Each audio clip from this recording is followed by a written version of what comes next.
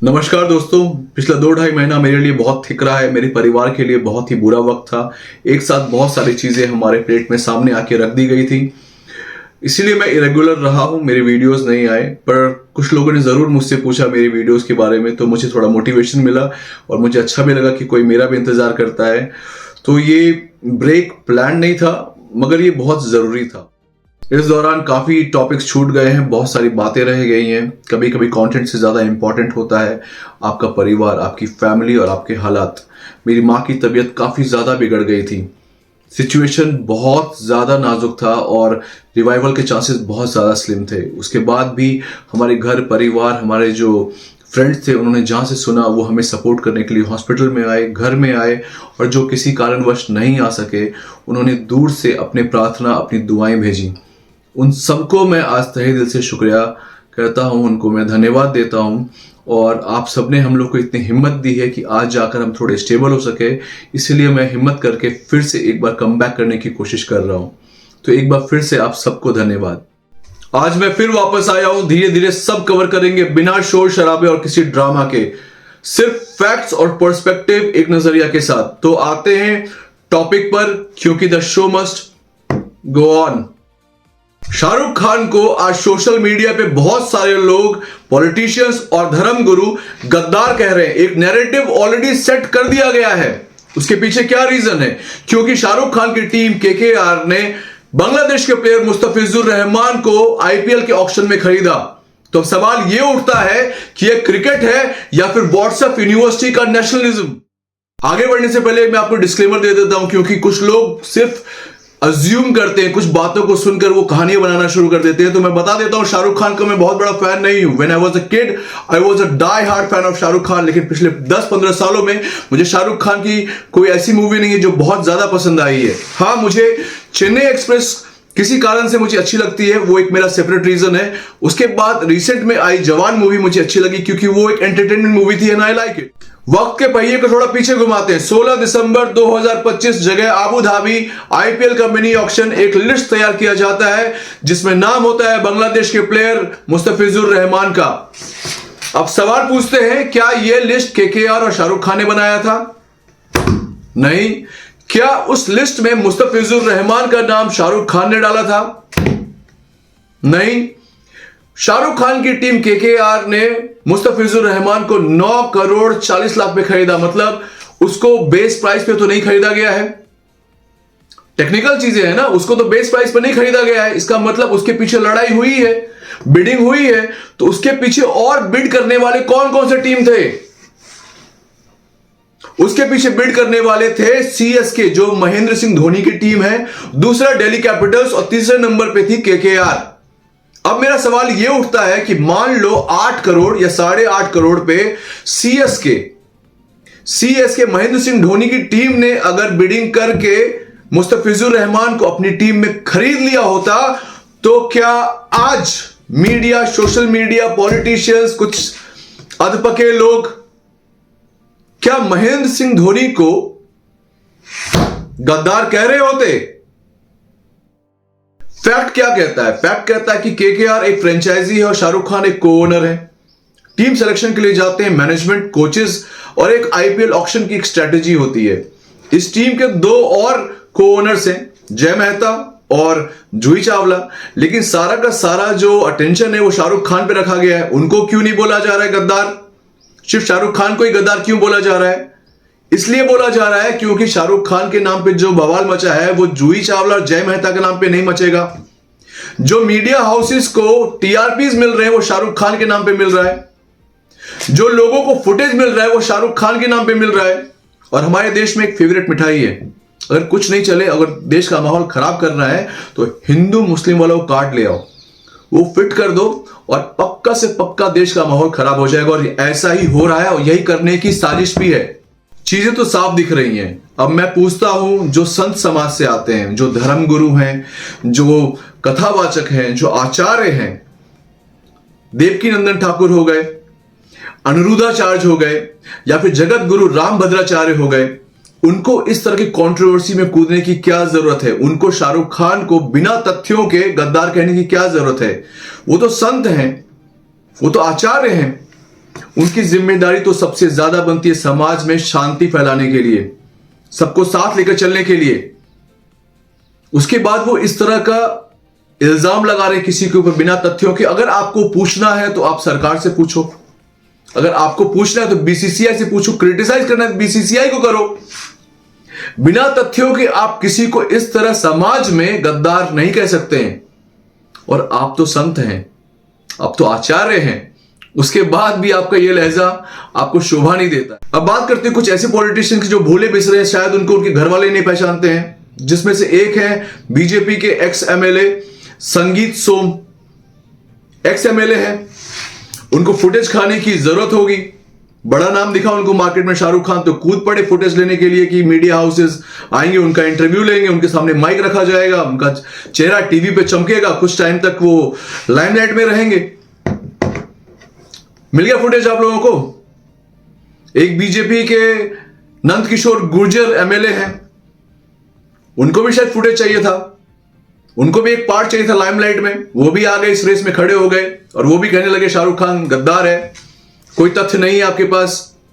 अरे मालिक, आपकी सरकार है, सेंट्रल में आपकी सरकार है, वहां पे आप अपनी अर्जी दें और वहां पूछें अगर आप में हिम्मत है तो।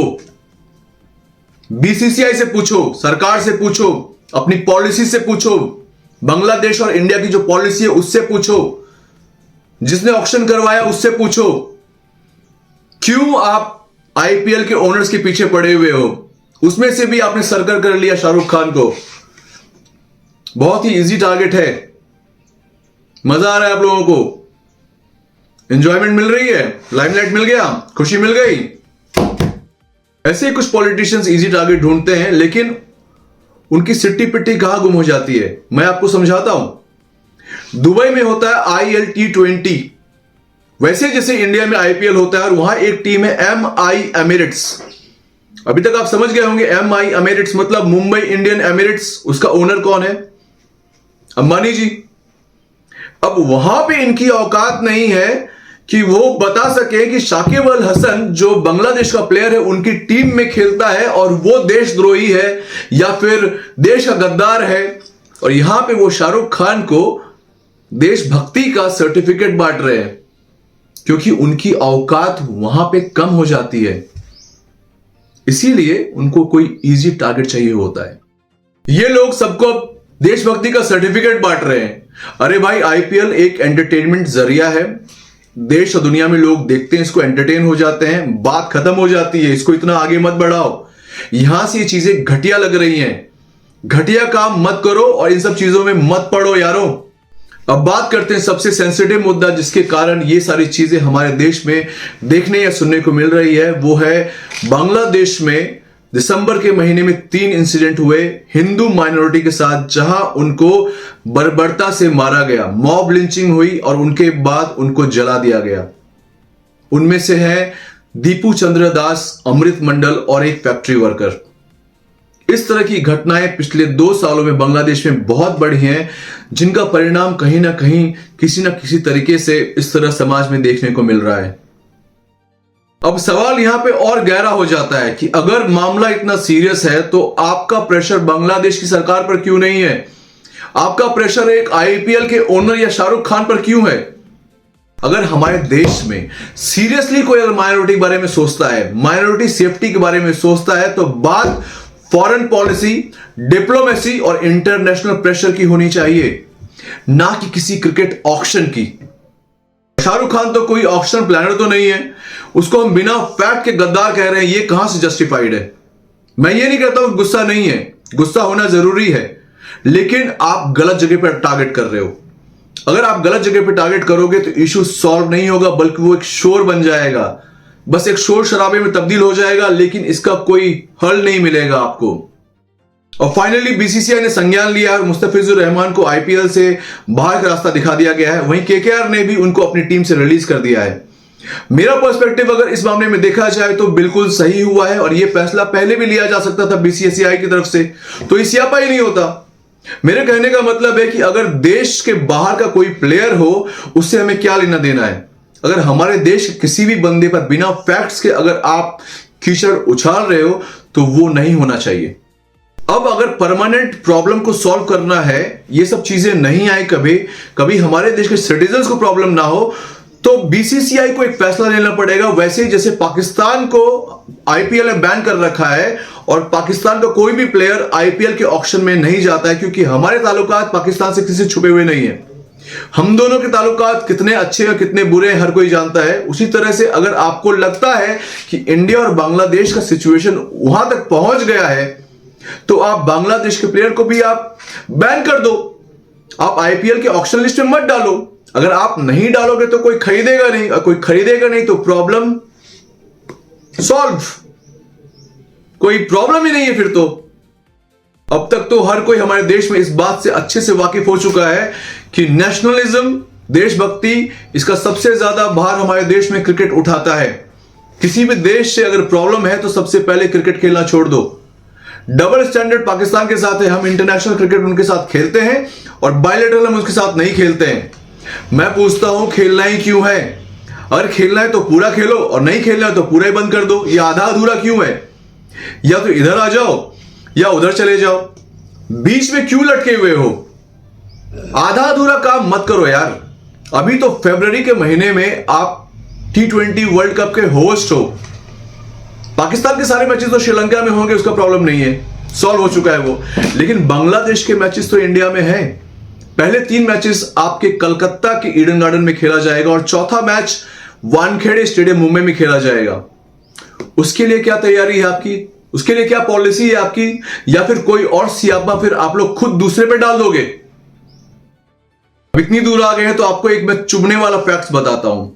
कौन कौन से हमारे पीएसयू गवर्नमेंट सेक्टर के जो कंपनीज हैं और प्राइवेट सेक्टर की कंपनीज हैं जो बांग्लादेश में काम कर रहे हैं, अभी भी उनको कोई फर्क नहीं पड़ता आपके हिंदू सेंटिमेंट्स में से। मैं जितने कंपनीज के नाम आपको बताने वाला हूं प्राइवेट सेक्टर में, उनमें सबसे ज्यादा मेजॉरिटी ऑफ जो घराने हैं, बिजनेस घराने, उनमें से हिंदूज हैं। गवर्नमेंट सेक्टर के फैक्ट्रीज हैं, क्या उनको हिंदू सेंटिमेंट से कोई लेना देना है? अभी तक उनके ट्रेड लाइसेंस रद्द हुए? क्या उनकी ट्रेड पॉलिसी बदली गई? नहीं। वो सब कंपनीज बताता हूं कौन कौन सी कंपनीज काम कर रही है वहां पर। Indian oil corporation, Hero MotoCorp, Larsen and Toubro, Sun Pharma, Cipla, Tata motors, Tata steel, JSW steel, NTPC, Reliance industries, Tata power, Kumbhalgarh refinery, Mahindra and Mahindra, Bajaj auto, ITC, Ambuja cement, Adani power, Adani Wilmar, Arvind limited, KRBL, Marico, Lupin, LT foods, HUL, UltraTech cement, और भी बहुत सारी companies होंगे।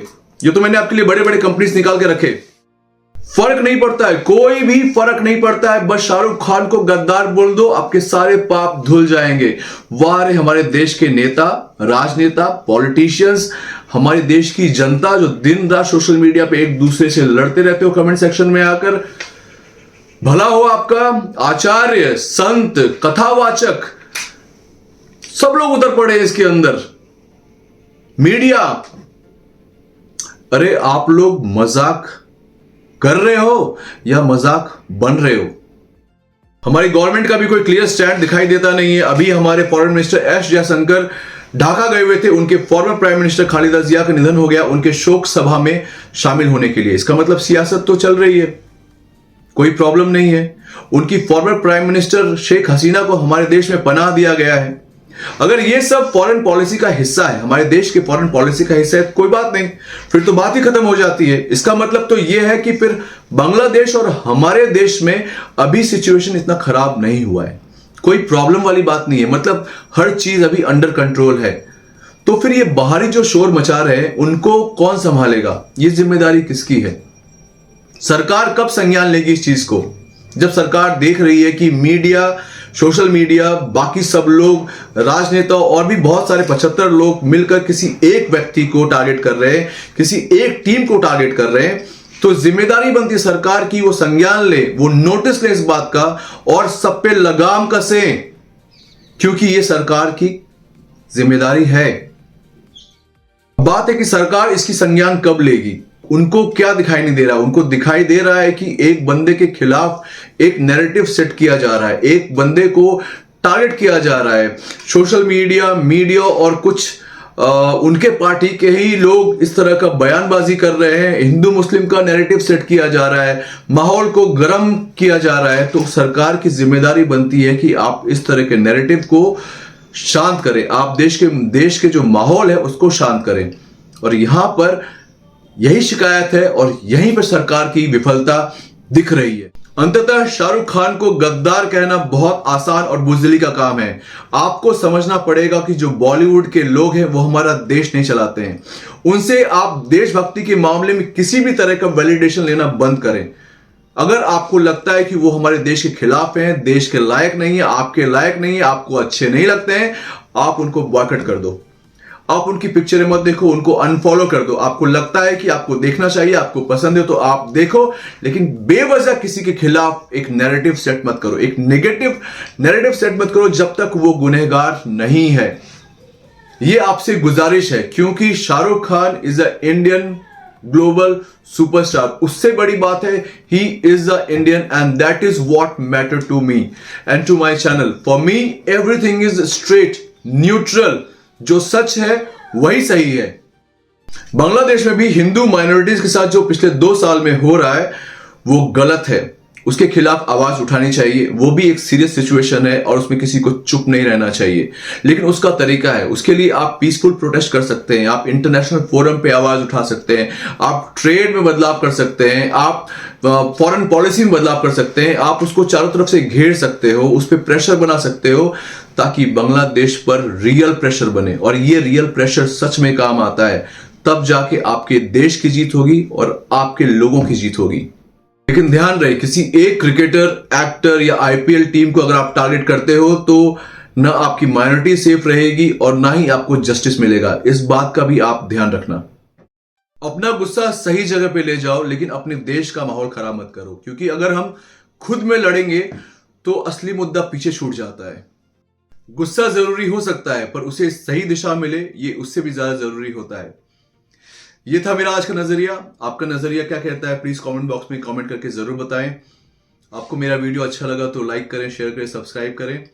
तब तक आप खुश रहो, आबाद रहो और अपना बहुत ध्यान रखो। जय हिंद।